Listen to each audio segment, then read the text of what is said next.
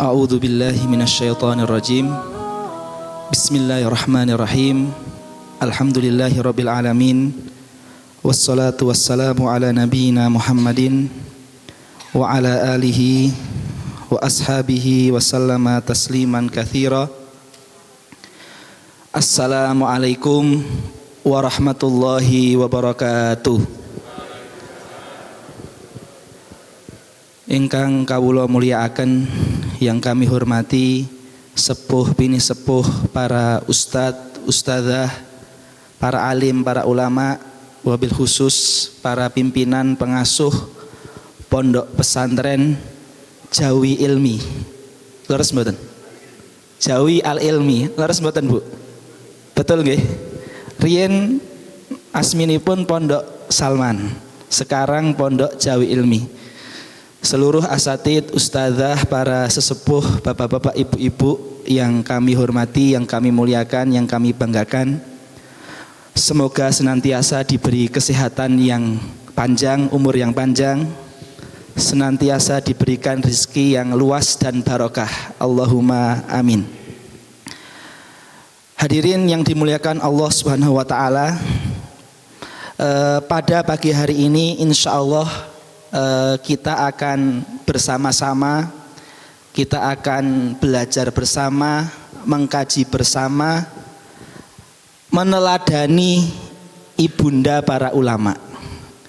Kita ingin sama-sama mentadaburi, meneladani bagaimana ibu-ibu, bagaimana orang tua para ulama dalam mendidik anak-anaknya sehingga bisa melahirkan seorang yang solih, seorang yang solihah, seorang yang dekat dengan Allah, yang alim, yang berguna bagi agama Islam dan umat Islam. Sebelumnya kami menyampaikan materi ini untuk mengingatkan diri kami sendiri sebelum mengingatkan para hadirin sekalian. Maka dari itu mari kita sama-sama perbaiki niat kita. Kita duduk di masjid ini dengan niat thalabul ilmi. Kalau guru-guru kami sering mengajari kami, nawaitu, monggo sareng-sareng nggih, nawaitu thalabal ilmi lillahi ta'ala. Jadi nek diartosaken niat ingsun pados ngelmu krono Allah Ta'ala. Kita meniatkan mencari ilmu untuk Allah Subhanahu wa Ta'ala. Nopo faedahipun niat? Apa faedahnya niat? Walaupun ketika pengajian ada yang tidak paham, ketika pengajian mungkin ngantuk, atau bahkan sare karena capek, lembur semalaman mencari nafkah yang halal misalkan, tetapi tetap dihitung di sisi Allah sebagai amal ibadah.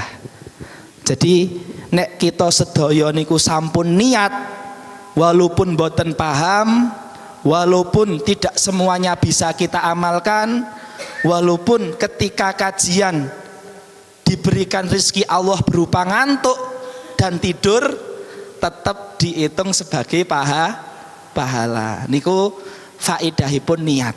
Jadi niku kelebihan fadilah daripada niat. Bapak-bapak, ibu-ibu yang dimuliakan Allah, sebelum kita memulai masuk kepada materi kita, meneladani ibunda para ulama, sesarengan atau saya pimpin untuk membaca sedikit ayat Quran surat Al-Fatihah biar majelis kita menjadi berkah. Ikuti setelah saya nggih, nun sewu nggih.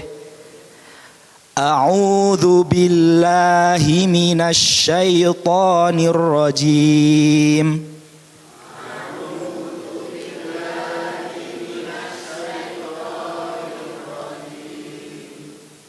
Bismillahirrahmanirrahim.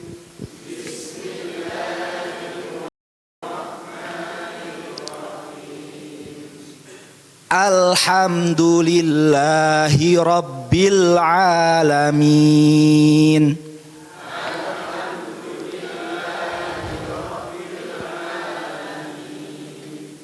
Cukup. Shadaqallahul azim. Jadi kita mulai dengan ayat Quran, walaupun cuma 1-2 ayat, untuk meminta keberkahan dari Allah Subhanahu wa Ta'ala. Bapak-bapak, ibu-ibu yang dimuliakan Allah, kalau kita melihat ayat Al-Quran Bismillahirrahmanirrahim, ingkang artosipun dengan nama Allah yang Maha Pengasih dan Maha Penyayang. Kenapa Allah kok memulai dengan Bismillahirrahmanirrahim? Padahal Gusti Allah saged memulai Quran dengan mengatakan dengan nama Allah yang Maha memberi hukuman dan Maha memberi siksaan. Saged mboten? Bisa enggak? Bisa. Kenapa yang dipilih kok Maha Pengasih dan Maha Penyayang? Padahal Allah Subhanahu wa Ta'ala bisa membuka Al-Quran dengan misalkan Bismillah yang Maha memberi bencana dan Maha memberi kemiskinan. Bisa juga. Dengan nama Allah yang Maha menyiksa dan Maha memiliki neraka, Maha memiliki siksaan, juga bisa.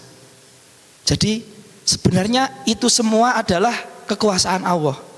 Allah bisa membuka Al-Quran dengan nama-nama yang membuat kita takut, nama-nama yang membuat kita merinding, nama-nama yang membuat kita gemetar.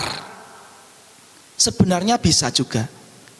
Apa rahasia Allah Subhanahu wa Ta'ala memulai Quran dengan Maha Pengasih dan Maha Penyayang?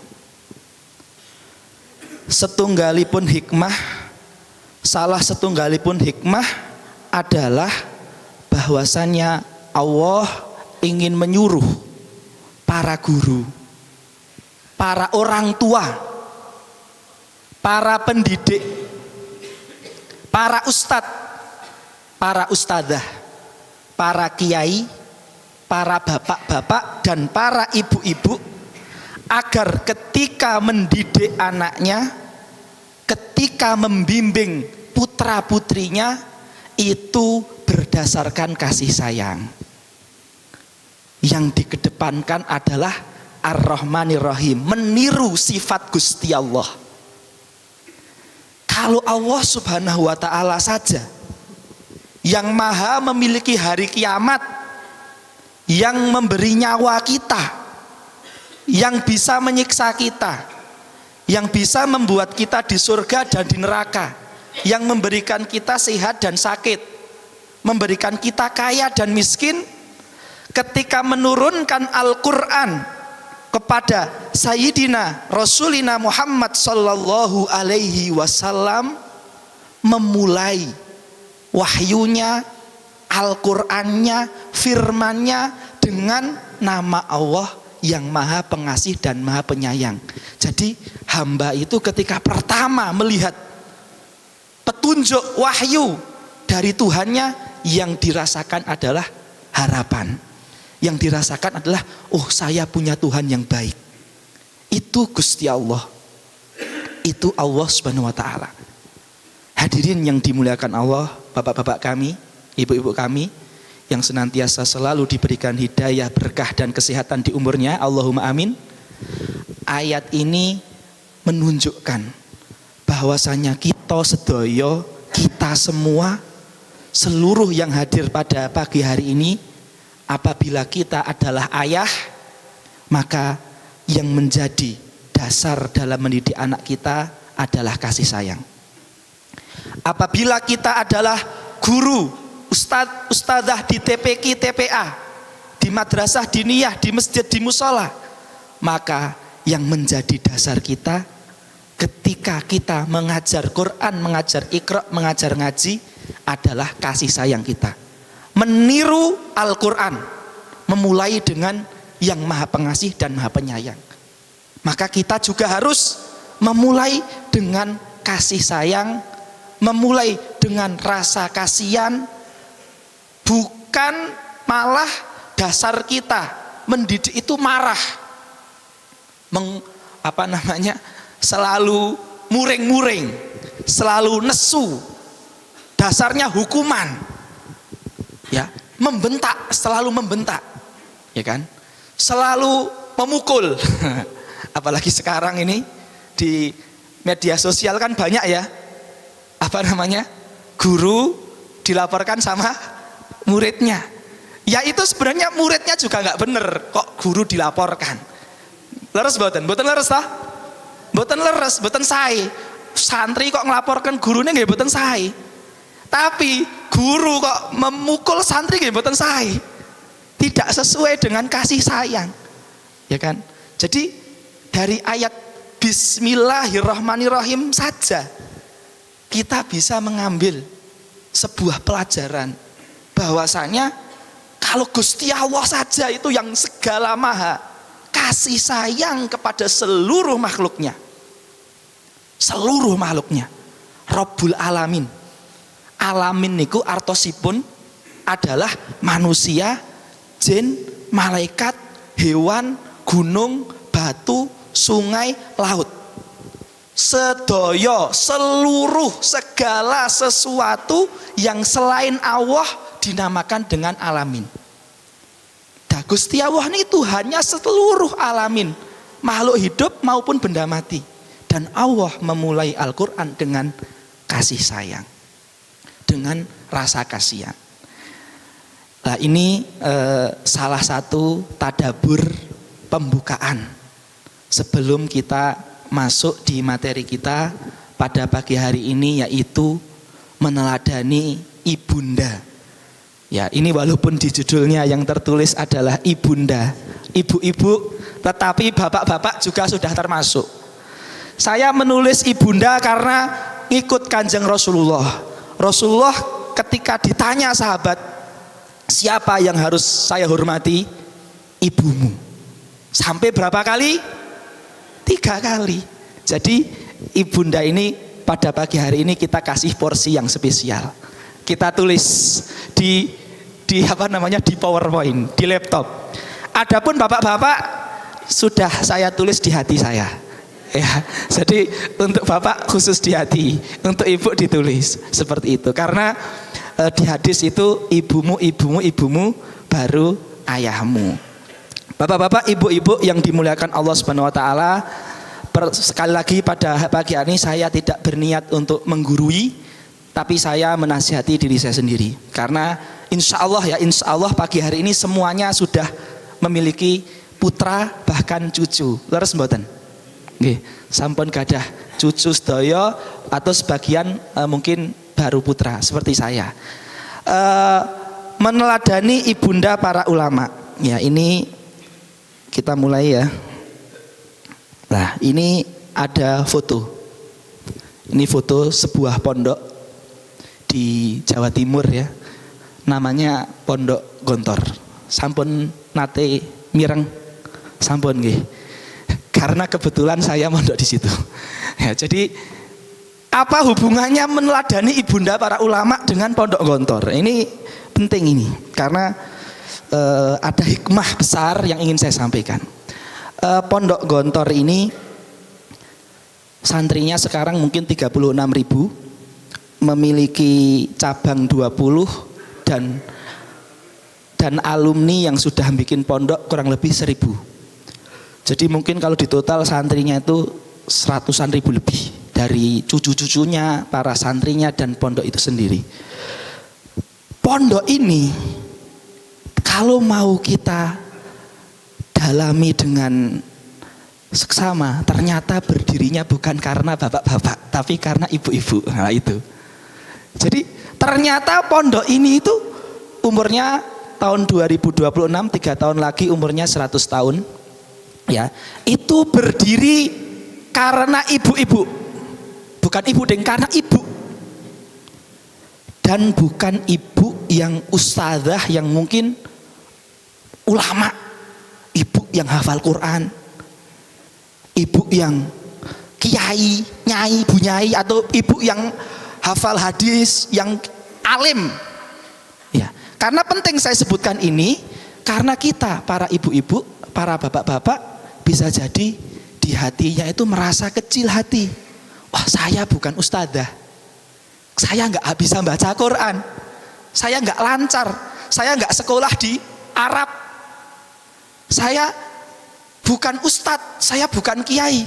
Mosok anak saya bisa jadi anak yang solih, yang berguna bagi Islam, yang berjuang, masa bisa? Nah, ini kisahnya akan saya ungkap karena kisah ini selalu kami dengar selama kami nyantri di pondok. Bagaimana kisahnya? Ya, ini namanya Nyai Santoso Anom Besari. Singkat cerita, singkat kisah, Pondok Gontor ini sebenarnya sudah sejak tahun 1800-an. Tapi itu namanya Pondok Gontor lama. Kemudian pondoknya mati di tahun 1918. Ketika itu Nyai Santoso Anom Besari ini adalah istri dari Kiai Haji Anom Besari, Santoso Anom Besari. Jadi ini istrinya. Suaminya itu meninggal muda. Meninggal muda, pondok dalam keadaan mundur dan akhirnya pondok mati. Bayangkan ibu Nyai Santoso Anom Besari ini bisa dikatakan seorang janda muda, mantan atau suami yang wafatnya itu adalah seorang ulama yang meninggal, di mana nggak sempat membangkitkan pondoknya yang punya sejarah lama, dan akhirnya di masa seorang ibu ini pondok itu mati. Putranya 7. Putranya 7, ketika wafat putranya masih kecil-kecil. Akhirnya Ibu Santoso Anom Besari ini beliau bukan kiai yang bisa ngajar kitab. Beliau tidak bisa ngajar santri. Akhirnya pondok itu mati dan beliau ini dilanda kesedihan karena punya sejarah. Jadi, mbah saya kan punya pondok, kok pondok itu mati di tangan saya. Beliau sedih sekali. Akhirnya beliau anak yang nomor 5, nomor 6, nomor 7 yang masih muda-muda, itu namanya Kiai Haji Imam Zarkashi, Kiai Haji Ahmad Sahal, Kiai Haji Zainuddin Fanani. Ini anak 3 terakhir yang umurnya ketika meninggal mungkin masih umuran SMP. 3 ini. Karena yang kakak-kakaknya sudah gede semua dan kemungkinan untuk menjadi kiai dan alim itu sudah susah. Maka yang ada harapan yang 3 masih kecil ini, dan kebetulan ini 3 anak terakhir. Nyai Santoso Anom Besari ini itu kemana-mana, setiap ketemu siapa saja, bahkan sampai terkenal di desa Gontor itu para pemabuk, para begal itu kalau ketemu Nyai Santoso Anom Besari itu dimintain doa. Mas, doakan anak saya biar jadi ulama, biar jadi orang soleh, biar jadi kiai. Sampai preman-premannya bingung, loh jenengan kok minta doa sama saya? Ya dijawab, jenengan mungkin kalau berdoa untuk diri jenengan sendiri mboten diijabahi Gusti Allah, tapi ketika jenengan mendoakan anak saya, mendoakan orang lain, bisa jadi Allah mengabulkan. Jadi Nyai Santoso Anom Besari ini ikhtiarnya biar anaknya jadi ulama itu apa? Setiap pagi setelah ngurusin rumah, masakin anak, ke masjid, sholat duha, zikir sampai malam sambil puasa Daud, puasa Senin Kemis. Begitu terus hidupnya, minta doa, mendoakan, karena hanya itu yang beliau mampu. Dan beliau punya cita-cita besar menghidupkan pondok yang pernah hidup ratusan tahun, dan pondoknya itu redup di masa suaminya yang meninggal muda. Sementara dia tidak bisa meneruskan suaminya, dia berusaha dengan berdoa ikhtiar, memperbanyak doa, iktikaf, zikir, minta doa, berdoa, minta doa, dan mendoakan. Singkat cerita, 3 anak ini akhirnya mondok di penjuru Jawa ke Sumatera di tahun 1926. Kiai Santoso itu meninggal 1918. Berarti 8 tahun setelah itu para putranya itu setelah lulus SMA, mondok, dulu nggak ada SMA ya, mondok 1926, pulang lagi ke Ponorogo untuk membangun pondok dari nol. Alhamdulillah sampai sekarang umurnya sudah 100 tahun. Itu dimulai dari doa ibu. Dari doa seorang ibu. Maka dari itu hikmah yang bisa kita ambil, terutama dari kisah guru-guru kami di pondok kami, di pondok Ngontor, adalah bagaimana kita sebagai seorang ibu, seorang ayah harus capek mendoakan dzurriyyah kita. Doa diiringi dengan perjuangan seperti dengan puasa, iktikaf, tahajud, diiringi juga dengan banyak sholat sunnah. Jadi kita punya senjata doa, dan itu adalah senjata yang paling besar. Apa hubungannya Bismillahirrahmanirrahim dengan doa? Orang tua yang kereng, yang sadis, yang galak dengan anaknya, yang di hatinya tidak ada kasihan dan kasih sayang, itu biasanya jarang atau mungkin gak pernah dia mendoakan anaknya, karena dia menganggap anaknya itu hanya seperti sebuah mesin, sebuah alat. Tetapi orang tua yang di hatinya meniatkan kasih sayang, di hatinya meniatkan ketulusan, kejujuran, ya kesetiaan kepada anaknya, dia akan selalu mendoakan anaknya. Dan ini insya Allah gak mungkin sama Allah Subhanahu Wa Taala itu tidak diijabahi. Jadi monggo sesarengan kita doakan terus anak kita. Bahkan sambil jalan kita zikir astagfirullahaladzim, astagfirullahaladzim. Di astagfirullah itu di hati kita, kita niatkan anak kita semoga sehat, anak kita semoga soleh, anak kita semoga baik. Kalau anak kita misalkan diuji Allah dengan kenakalan, sambil astagfirullah hati kita memohon anak kita semoga diperbaiki Allah, akan didengarkan oleh Allah. Dan itu sudah dinamakan doa. Jadi doa itu gak mesti kita sambil jalan ya Allah berikan, itu kan repot. Kita sambil di sawah, sambil di pasar jualan, melayani pembeli, terus ya Allah pembelinya gak jadi beli. Tapi doa itu gak cuma itu.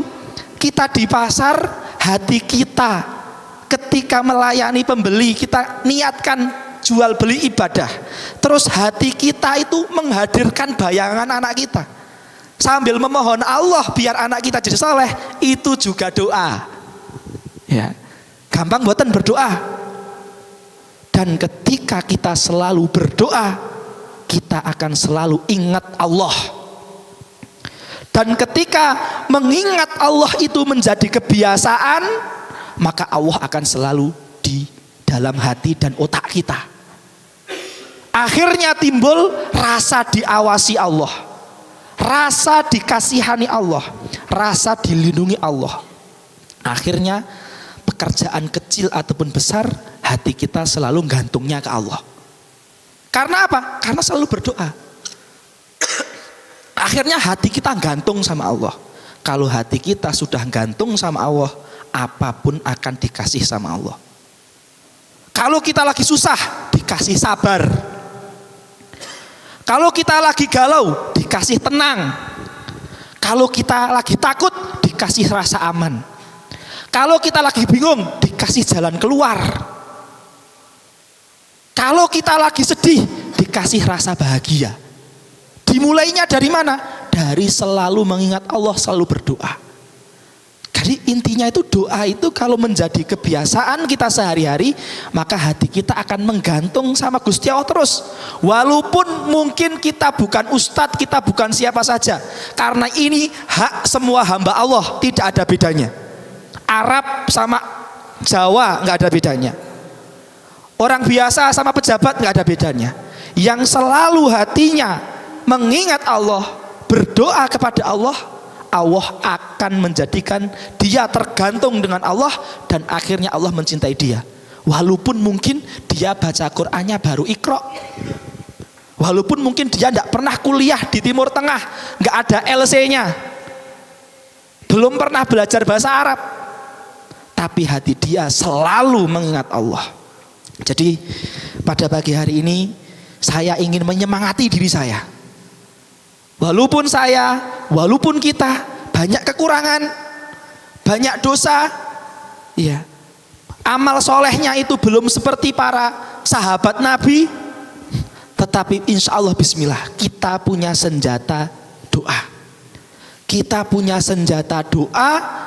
Dengan doa itu kita memohonkan diri kita, anak kita selalu diberikan penjagaan dari Allah Subhanahu wa ta'ala. Bapak-bapak, ibu-ibu, sepakat semua kita mulai hari ini mendoakan anak kita? Semangat? Ya, kita doakan setiap detik. Bahkan ketika kita jalan, subhanallah, subhanallah, subhanallah, di hati kita menghadirkan anak kita, jaga ya Allah, jaga anak saya ya Allah, jaga istri saya ya Allah. Jadi kita nggak usah berdoa jaga istri, jaga anak, karena itu panjang, kata-kata itu panjang. Kalau kita naik motor itu bahaya. Tapi kita cukup zikir dan hati kita yang mengarah ke situ. Saged dimengertos nggih? Saged dipahami? Ya, ini doa. Ini kisah tentang tentang Gontor ya. Itu ternyata kekuatan doa ibu.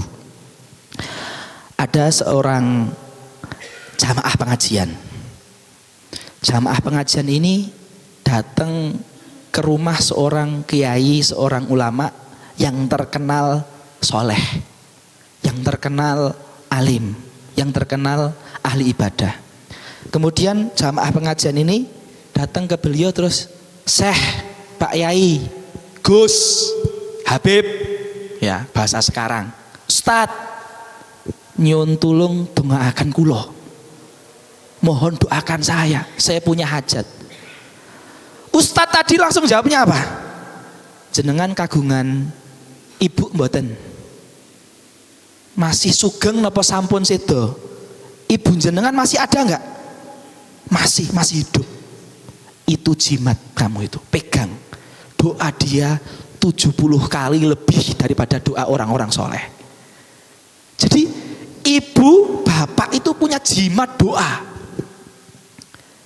Ada salah seorang guru kami di daerah Magelang sana, namanya Ustadz Kiai Haji Abdul Mukti. Beliau mengatakan orang tuamu itu jimat paling mujarab. Dan itu langsung diakui oleh Allah Subhanahu wa ta'ala, diakui oleh Nabi Muhammad SAW.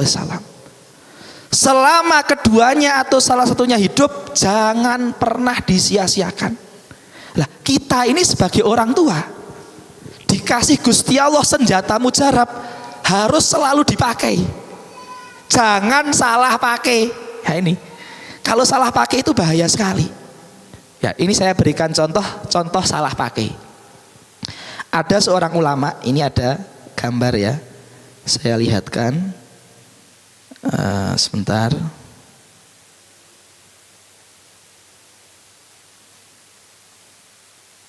Nah ini itu buku tafsir.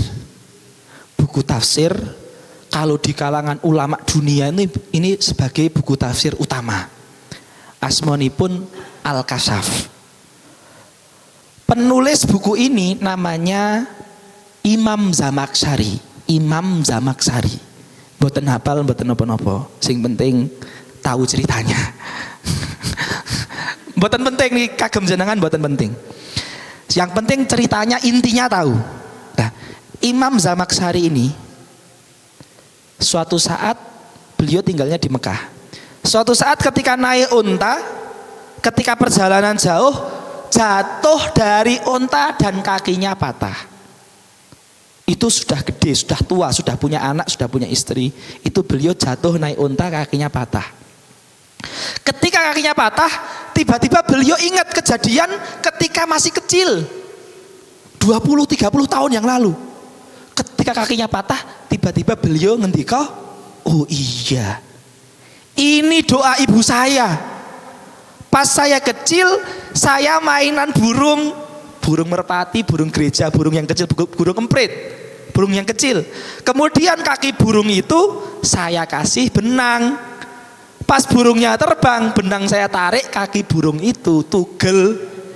Akhirnya ibunya nggak sengaja ngendiko, Zamaksari, jangan, kok kamu gitu? Apa dia bilang, kamu itu matain kaki burung, nanti kaki kamu patah.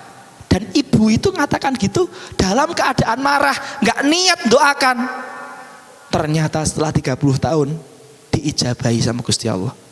Imam Zamaksari ini tiba-tiba ketika patah kakinya 20-30 tahun yang lalu langsung keinget, ini doa ibu saya.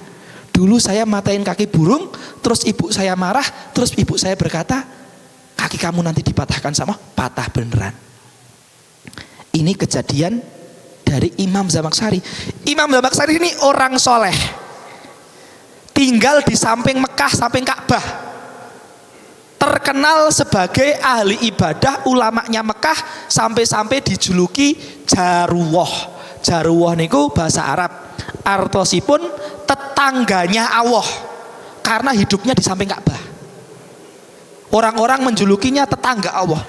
Ini orang soleh, orang alim, imam, diikuti oleh umat Islam sampai hari ini. Tapi sesoleh apapun orang, itu susah untuk menghalangi doa ibu. Ya. Kebalikannya, senakal apapun orang, itu susah untuk menolak doa ibu. Jadi kalau ada anak nakal, tapi ibunya, bapaknya kok doa terus, insya Allah bentar ataupun lama doanya akan masuk jadi baik. Dengan syarat didoakan terus.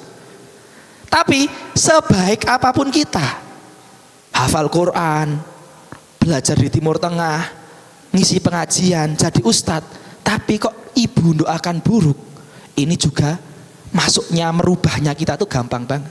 Jadi ke arah baik ataupun ke arah buruk, doa orang tua itu sangat mandi sekali, sangat tajam sekali.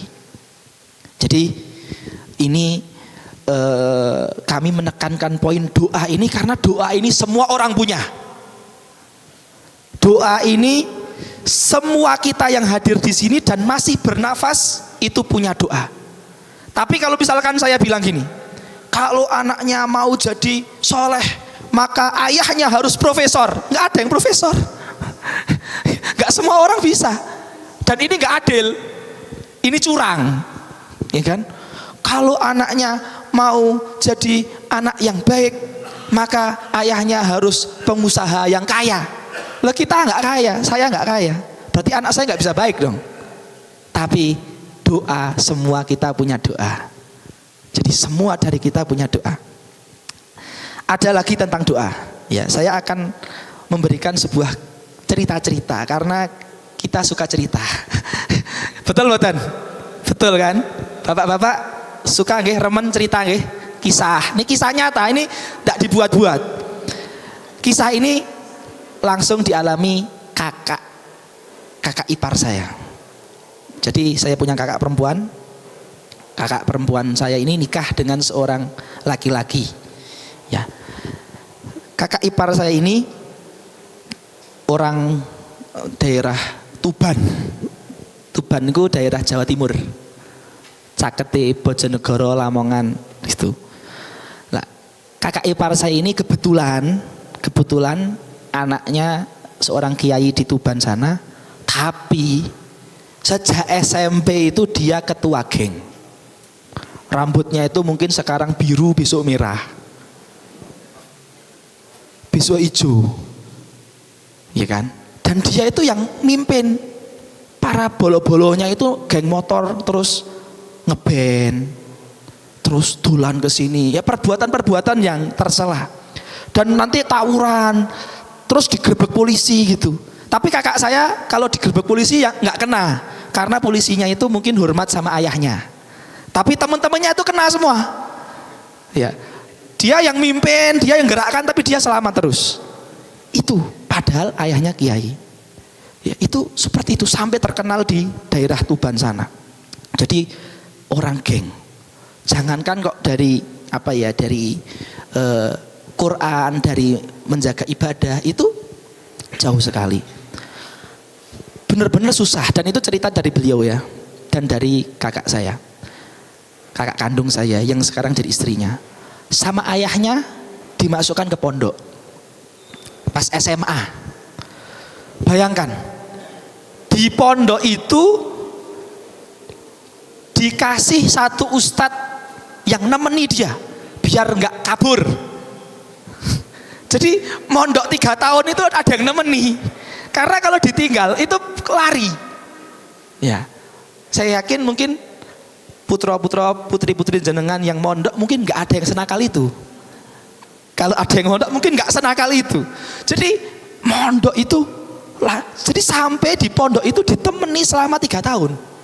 Padahal SMA. Gede ya, orangnya itu tinggi, putih. Ya, bukan kecil, bukan. Kalau saya kan kecil. Ya, jadi itu ditemani, itu dikasih ustadz itu untuk nemeni biar nggak kabur. Saking khawatirnya orang tuanya itu kabur. Singkat cerita, pas 3 SMA, artinya pas usianya 18-17 tahun, dia itu menjadi senior, mengurusi adik kelasnya. Ketika dia mengurusi adik kelasnya itu kelas 1 SMP, masih kecil, lulusan SD. Lah, kelas 1 SMP itu kan masih kecil-kecil. Itu setiap subuh sahur, sebelum subuh sahur ke dapur. Nanti subuh di masjid, puasa Senin Kemis, sholat maghrib berjamaah. Dia itu tiba-tiba lihat anak kecil puasa, itu langsung terpukul. Loh, saya ini 18 tahun ngapain aja? Ini anak kecil ke masjid. Lah, titik baliknya tuh di kelas 3 SMA. Melihat junior yang masih kecil-kecil pada puasa, bawa piring sahur, bawa sarung ke masjid sebelum adzan jam 5:30, jam 5 udah ke masjid.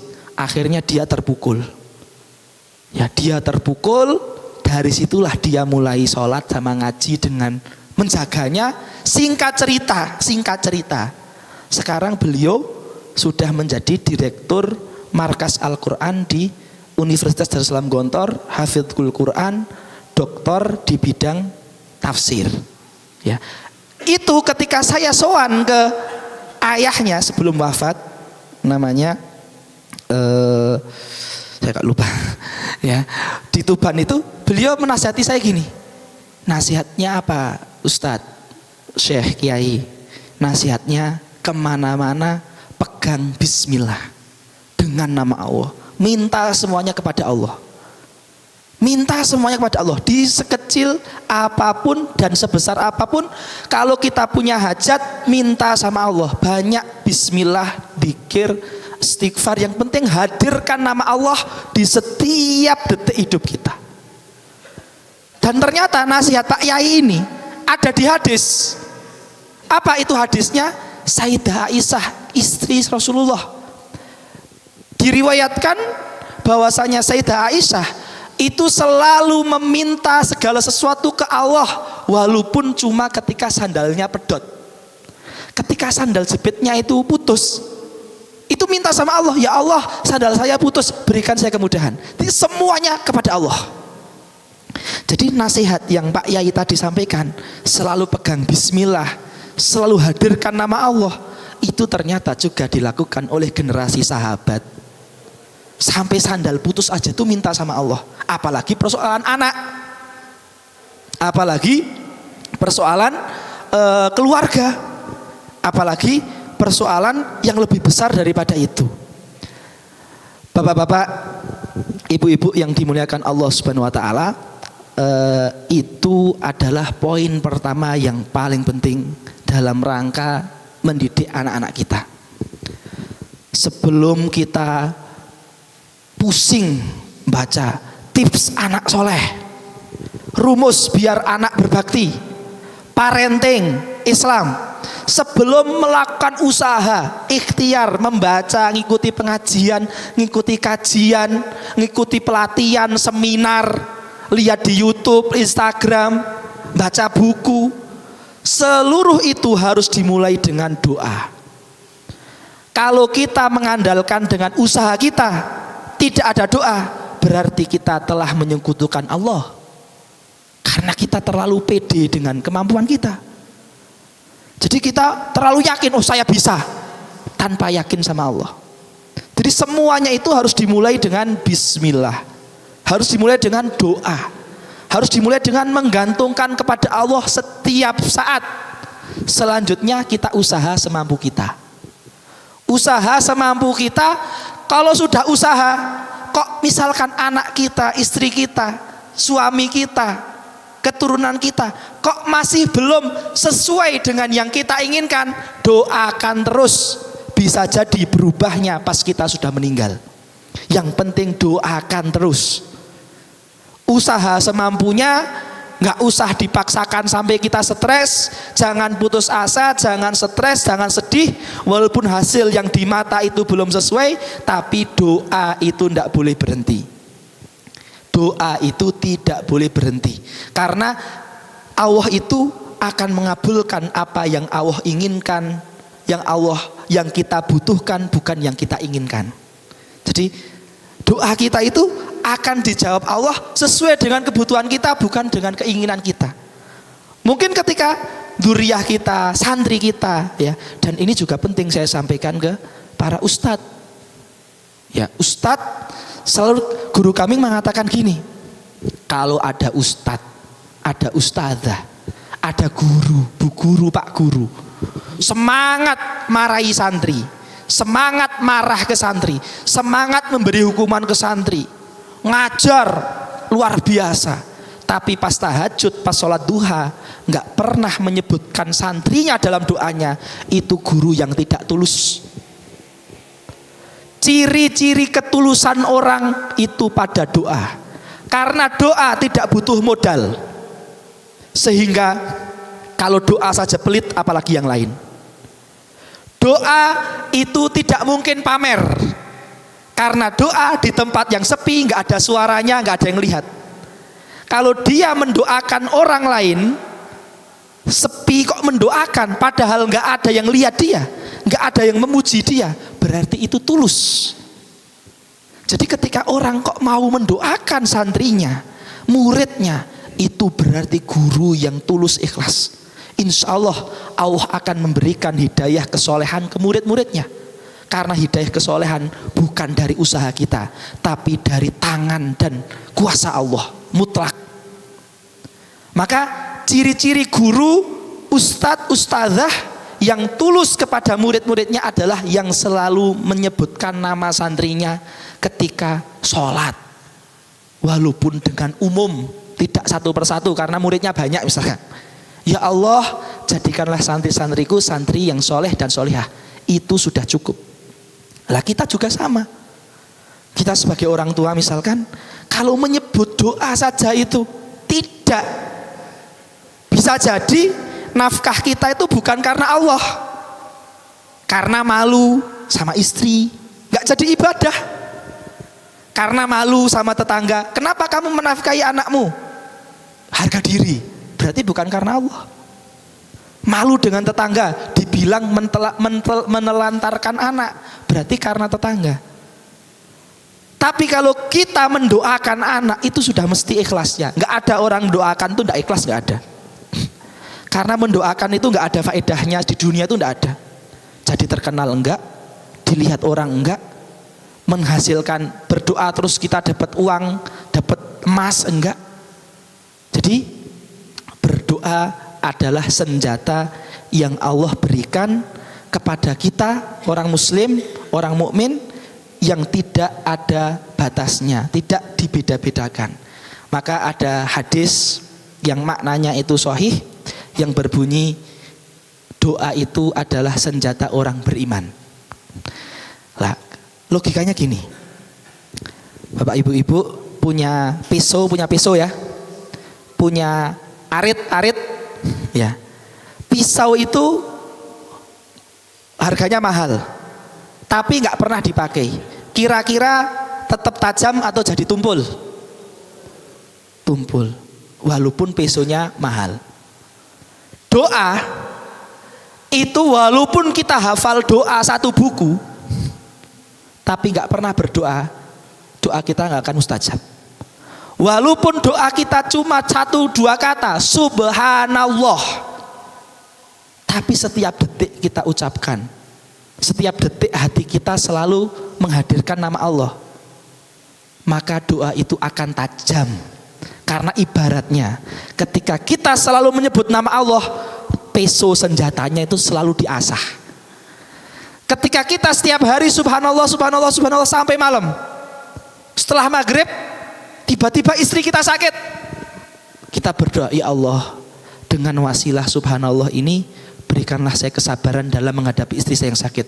Insya Allah Allah akan langsung mengasih jawaban dengan rasa sabar, dengan tabah, dengan kuat. Karena apa? Karena doanya selalu setiap detik dia berdoa. Ibarat peso itu setiap detik diasah terus.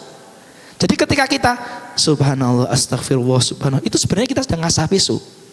Musibah itu ibaratnya ada daging di depan kita datang, blok gitu.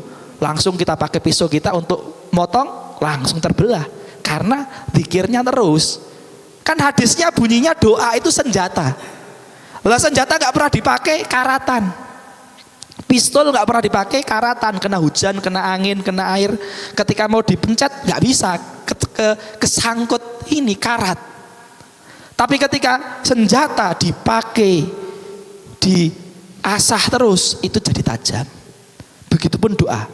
Ketika kita berdoa terus, zikir terus, ingat Allah terus, doa kita jadi didengar oleh Allah Subhanahu wa taala. Karena dia adalah seperti senjata sebagaimana tertulis di dalam hadis Rasulullah Shallallahu alaihi wasallam. Bapak-bapak, ibu-ibu yang dimuliakan Allah Subhanahu wa taala, itu adalah doa, ya, semoga kita semua bisa mengamalkan itu, dan itu tidak ada batasnya, dan itu bisa diakses kapan saja, di mana saja, oleh siapa saja, di keadaan apa saja. Keadaan sehat bisa doa, keadaan sakit bisa doa, keadaan kaya bisa doa, keadaan miskin bisa doa, keadaan tua bisa doa, keadaan muda bisa doa, di semua keadaan bisa. Bahkan kita hanya menyebut nama Allah atau membatin nama Allah, kemudian hati kita membatin hajat kita, keinginan kita, itu juga sudah dinamakan doa. Jadi tidak ada alasan kalau kita tidak mulai dari detik ini mendoakan diri kita, istri kita, anak kita, dzurriyyah kita, cucu kita, santri kita, itu tidak ada alasan lagi. Nuwun sewu Pak, biasanya dugi jam pinten? Jam 7. Alhamdulillah, ya, biasanya kalau dalam hadis itu disebutkan salah satu ibadah adalah idkhalus surur fi qulubil mu'min. Bentuk ibadah itu adalah memasukkan kebahagiaan di hati orang beriman. Salah satu yang membuat bahagia orang yang beriman atau orang muslim adalah apabila pengajian sebelum waktunya sudah selesai. Nah, itu membuat bahagia. Maka dengan niat membagi kebahagiaan saya akhiri, biar nggak sampai jam 7, ya, biar nggak sampai jam 7, saya akhiri pemaparan saya pada pagi hari ini. Intinya semoga kita semua bisa mengamalkan. Allahumma amin. Semoga kita semua dijaga Allah, diberikan umur yang barokah, rizki yang barokah, dzurriyyah yang barokah, umur yang barokah, persaudaraan kita dijaga oleh Allah Subhanahu wa taala sehingga kita menjadi grup pengajian yang barokah. Amin ya rabbal alamin. Yang paling terakhir, saya mohon maaf yang sebesar-besarnya jikalau ada kesalahan, kekurangan, kurang sopan santun, tindak tunduk, tingkah laku di hadapan Bapak Ibu semuanya. Semoga berkenan untuk memaafkan. Berkenan nggih? Matur suwun sangat. Akhirul kalam, billahi taufiq wal hidayah wa ridha wal inayah, nasrun minallah fatun qarib. Aqulu qauli hadza astaghfirullah li wa lakum. Wassalamu alaikum warahmatullahi wabarakatuh.